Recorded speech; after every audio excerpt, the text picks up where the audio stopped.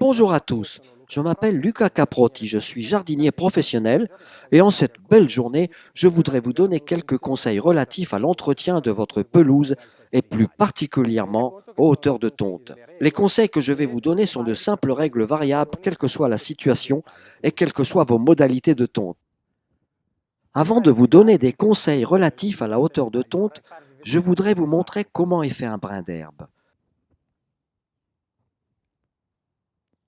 Voilà, ici nous avons un exemplaire classique de ce que l'on peut trouver dans nos jardins. Nous avons ici évidemment la partie des racines, ici le sol. Ensuite, comme vous le voyez, c'est la tige ou le chaume et les limbes foliaires qui synthétisent la chlorophylle. Alors, pour être plus clair et plus précis, nous allons tout schématiser sur le tableau. Ici, nous avons le niveau du terrain avec évidemment les racines. Nous avons ensuite notre tige qui part du terrain et s'élève et enfin, évidemment, les diverses feuilles qui peuvent se présenter.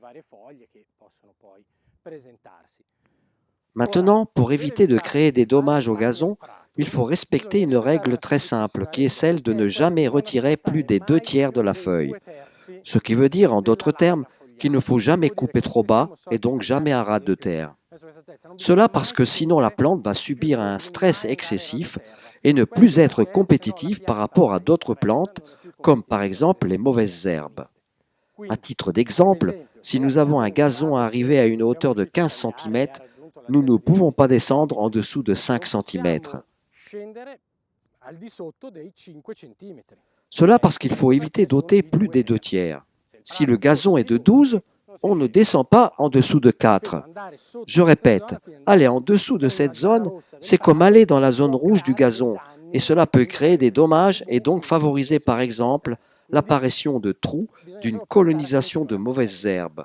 Il faut donc essayer de respecter cette règle. Évidemment, cette règle doit être aussi utilisée en fonction de la saison, en été ou en hiver, c'est-à-dire dans les périodes, disons, les plus difficiles pour le gazon, qui sont le grand chaud ou le grand froid. Il est conseillé de tondre un peu plus haut et de laisser l'herbe un peu plus haute. Au printemps, qui est le moment de grande pousse, nous pouvons descendre pas beaucoup, en respectant toujours les 2/3, mais nous pouvons descendre un peu. Si, pour des questions de conditions météorologiques, le gazon a trop poussé, donc même au-dessous des 15 cm, cela peut être parfois un peu compliqué pour les machines. Maintenant, je vous en montre une qui se comporte avec de bonnes performances, même dans des situations de tonte compliquées. C'est une typologie de tondeuse qui fonctionne aussi bien en cas de tonte rustique, donc sur des herbes plus hautes. Cela parce qu'elle a un carter plus haut et parce qu'elle n'a pas, comme vous le voyez, de bac de ramassage. Même en cas d'herbe haute, la tondeuse ne s'engorge pas et ne vous ralentit pas dans les opérations de tonte. Mais dans la pratique, pendant la tonte de notre gazon, comment devons-nous nous comporter? Voilà, maintenant nous en venons vraiment au conseil de comment se comporter lorsqu'on tond le gazon. Si votre jardin est comme celui-ci, le schéma est bien entendu hypothétique et simplifiez-vous. Vous aurez très probablement des parterres et autres plantes, mais en simplifiant au maximum, si vous entrez de ce côté et donc votre entrée est comme celle-ci, je vous conseille toujours, même si l'herbe est haute, de commencer par vous procurer un espace de manœuvre ayant plus ou moins la longueur du périmètre de votre jardin. Je vous conseille même de faire 2 bandes et donc de créer un espace de manœuvre égal à 2 largeurs de coupe. De cette façon, vous créez une zone d'herbe déjà tondue. Une fois fait, vous pouvez commencer à tondre en fonction de la direction d'où vous entrez et donc d'où vous regardez votre jardin. Comme vous le voyez, chaque fois que vous manœuvrez et tournez, vous le faites dans la zone déjà tondue. Donc la machine travaille presque à vide et réussit par conséquent à tondre nettement mieux. Vous pouvez ainsi effectuer vos manœuvres sans toucher par exemple des haies ou tout ce qu'il y a sur les contours. Cela vous permet de tondre d'une manière très propre, sans laisser de résidus sur le gazon. Un autre conseil que je me permets de vous donner concerne la vitesse de tonte.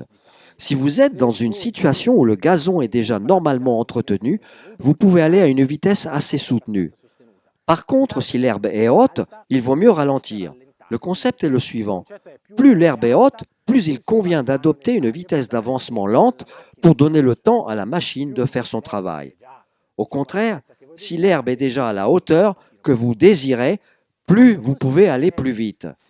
Un autre conseil maintenant, si vous sentez que la machine force un peu et qu'elle tente à s'engorger parce que l'herbe est très haute, je vous conseille de ne pas tondre avec tout le plateau de coupe, mais en utilisant par exemple la moitié. De cette façon, la moitié de la machine tond et l'autre moitié est à vide. Le flux d'air vous permettant de mieux travailler le gazon que vous êtes en train d'entretenir. J'espère que ces conseils vous ont été utiles et je vous dis à la prochaine vidéo.